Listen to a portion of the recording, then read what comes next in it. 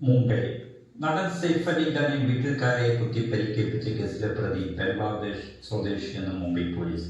30 വയസ്സുള്ള മുഹമ്മദ് ഷരീഫുൽ ഇസ്ലാമാണ് പ്രതി. പൗരത്വം തെളിയിക്കുന്ന പ്രാഥമിക തെളിവ് ലഭിച്ചത് അന്വേഷണ സംഘം വ്യക്തമാക്കി. വിജയ് ദാസ് എന്ന പേരിൽ ഇന്ത്യൻ പൗരൻ വ്യാജനെയാണ് ഇന്ത്യയിൽ കഴിഞ്ഞിരുന്നത്. എന്നാൽ ഇന്ത്യൻ പൗരനാണെന്ന് തെളിയിക്കുന്ന രേഖകളൊന്നും പ്രതിയുടെ കൈവശമില്ല.